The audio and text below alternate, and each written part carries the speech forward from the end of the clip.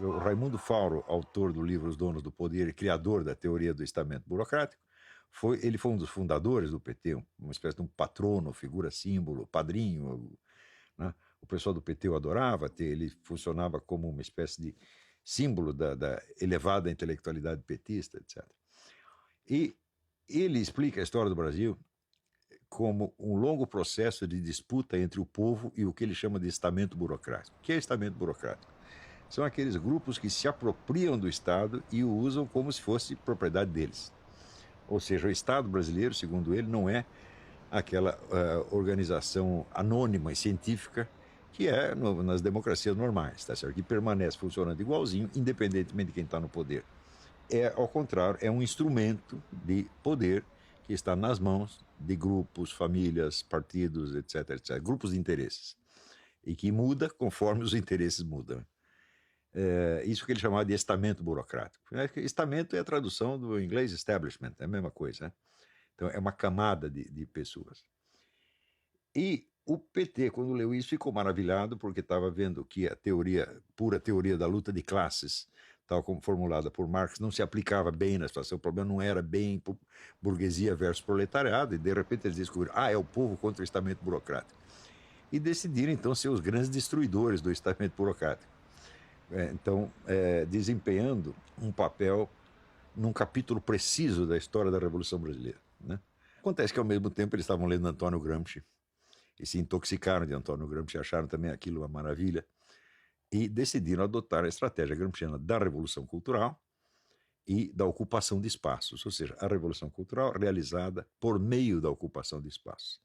Que a Revolução Cultural é um processo de você disseminar o programa comunista ou socialista sem esse nome, sob pretextos variados, de modo que, segundo diz Antônio Gramsci, todos se tornem socialistas sem saber.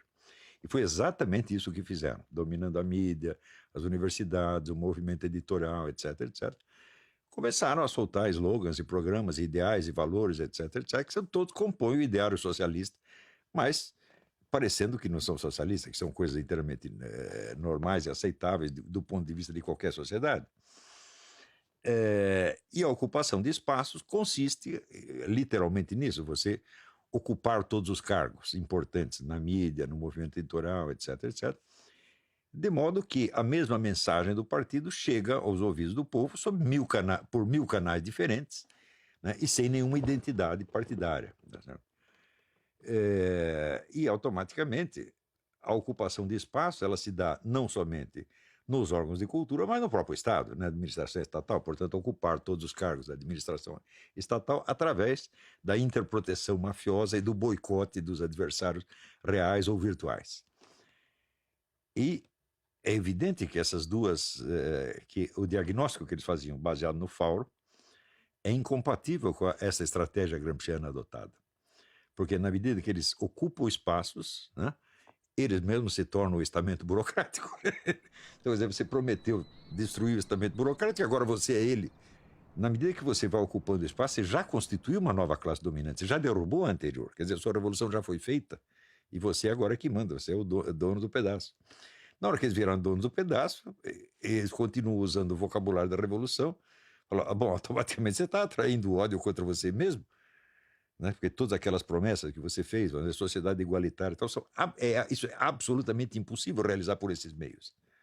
Né? Por esses meios, o que você fez? Você criou uma nova elite que está mais acima do povo do que a elite anterior. Porque eles se convenceram de que eles eram uma espécie de povo honorário, entendeu? O povo brasileiro de verdade não interessa, interessa só aqueles que vestiram a camiseta do MST. Então, esses são o povo. Então, assim, o Brasil tem 1% de povo e 99% de elite. É uma visão totalmente fictícia, psicótica da realidade, mas eles acreditaram nisso. Então, contra o que o povo estava se levantando? Eu digo, era muito simples. Você ouvia por toda parte, abaixo o PT, abaixo o Foro de São Paulo, né, e abaixo a roubalheira, que são 3 nomes da mesma coisa. Não é isso? Mas daí o pessoal trocou, falou, não, impeachment da Dilma. Eu digo, impeachment da Dilma já é um prêmio de consolação. Quer dizer, você não conseguiu fechar o PT, não fechou o Foro de São Paulo, não acabou com a roubalheira, então você tira uma pessoa, né, e deixa os outros no lugar. Então já é um prêmio de consolação que a própria elite governante oferece para as pessoas. Fala, olha, nós te oferecemos a cabeça da Dilma e você nos deixa aqui no lugar.